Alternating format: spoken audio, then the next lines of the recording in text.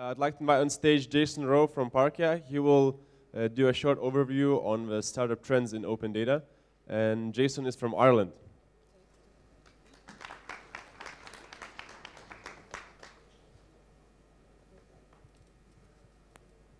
Hello, can everyone hear me, yeah? So my name is Jason Rowe. I come from a startup based in Ireland. We developed a parking application based on open data that was released by the government. The trend in Ireland is that there's a lot of location-based data that's being released, points of interest and information like that. We don't have a huge amount of live streaming data yet, but that's growing over time. So just a little bit about myself. My background is a developer. I've been a developer for about 8 years. I'm an advocate for open data, bar camps and co-working. And I've been married about 14 days. It's been a pretty intense ride coming here at the moment. So if you want a really extreme ride, start an open data startup, get onto a startup accelerator, and have a wedding within a very short period of time.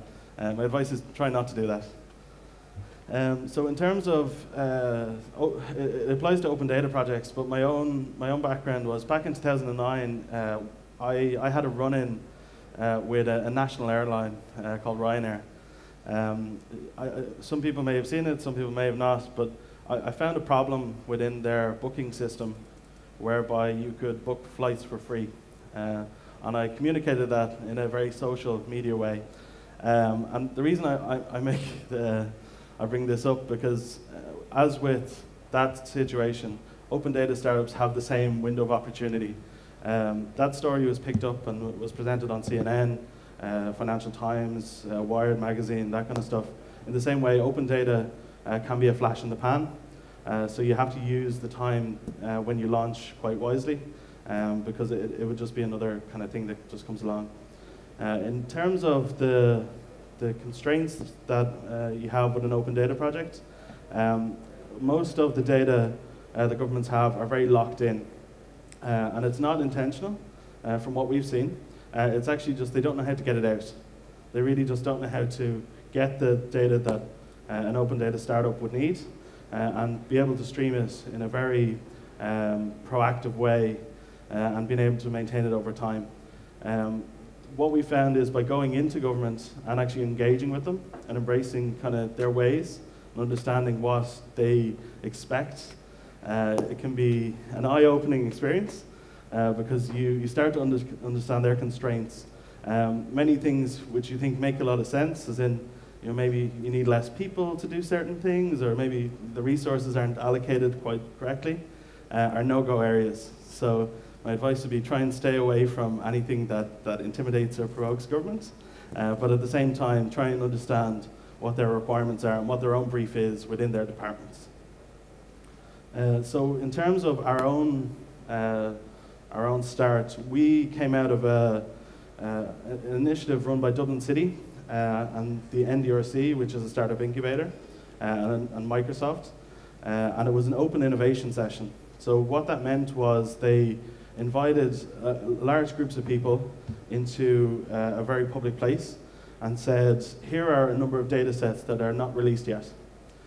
We want to know what you guys can do with those. We want you to present ideas and pitch those to us.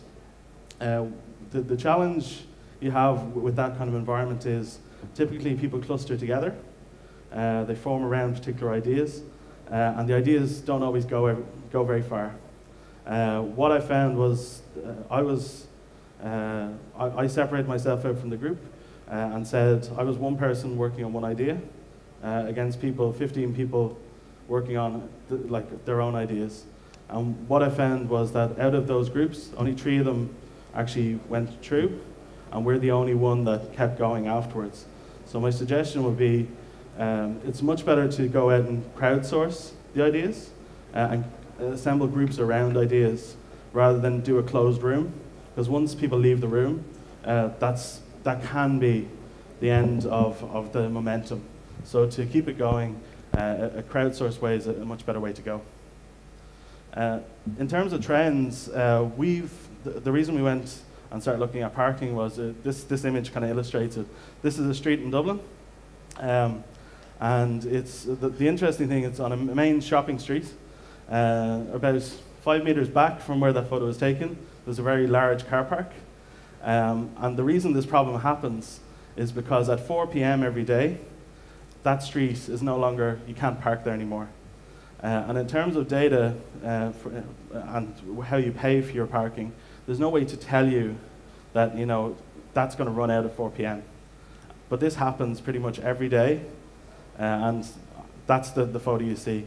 So I think there's a big opportunity around the location-aware service, so that they know services that know where you are, and they know the context of what's about to happen later on in the day, or what could happen in the future. And then that can inform a decision around whether a consumer parks in a particular area, or decides to do something else, as the case may be. So other examples would be in the energy sector. So there's OpenAI is an organization, or it's a group that kind of came together, mainly in the US. They focus on energy-based open data. And this is a great example. Simple Energy, what they did was they took a number of open data services from the US. What they kind of combined it with crowdsourced data, and then they created this application that helps reduce demand on energy usage it's like an opt-in. They've kind of gamified the energy usage.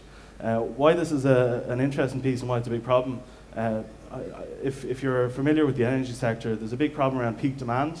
So particular times of the days when people arrive home and turn all their utilities on, TVs on, all that kind of stuff, there's a huge peak. And depends on the infrastructure that's in place. That can cost a lot of money because more power stations have to turn on to be able to cope with that load. So the idea here was that they wanted to help reduce that curve, and they're doing it through a social way. The other interesting space, we're starting to see this in Ireland. It's a difficult space to get into, but healthcare. The big trend in the US for a long time has been, can I go to my doctor and can I get all my medical records, take it off them, and then move to another doctor and give them all my medical records there.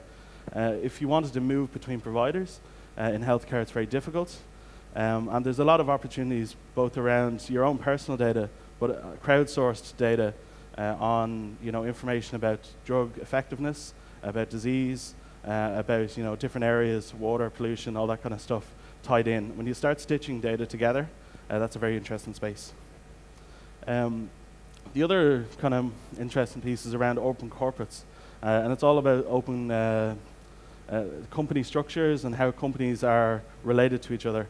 Open corporates set up, and I think they have about 55 million, I think, was the last count, companies from around Europe. I think they have the US as well. Really interesting space because you can actually start polling that information if it's your own startup, and you can start stitching some of that together with other data that you have. But that starts revealing really interesting trends about who owns what percentage, what relationship companies have.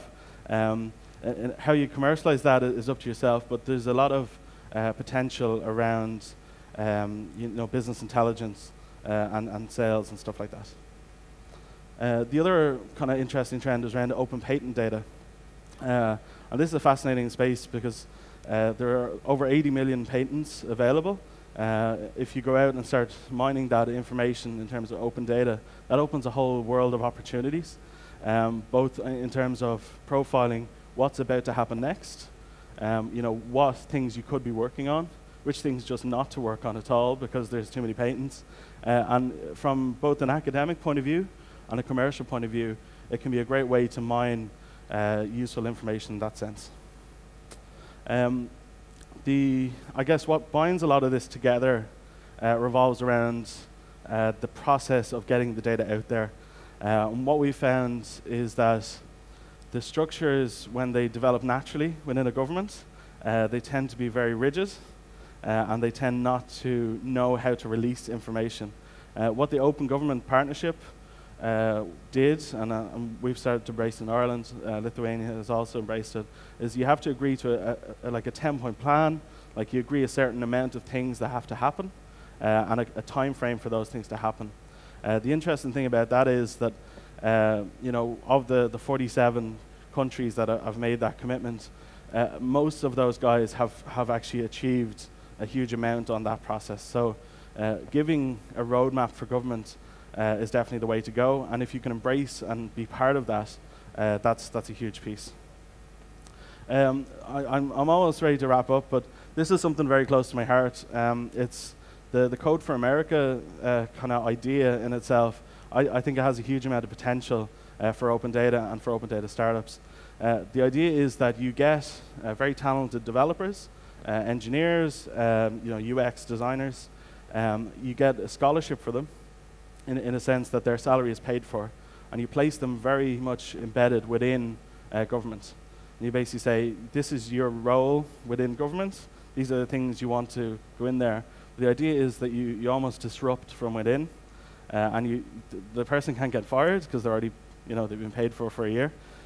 So it's something that can be quite beneficial to mix things up. So that's me, Jason Rowe. My company is called Parkia. If you want to find out any more information, check out parkia.com. And any questions? Okay. Does anyone have a question? Thanks, Jason.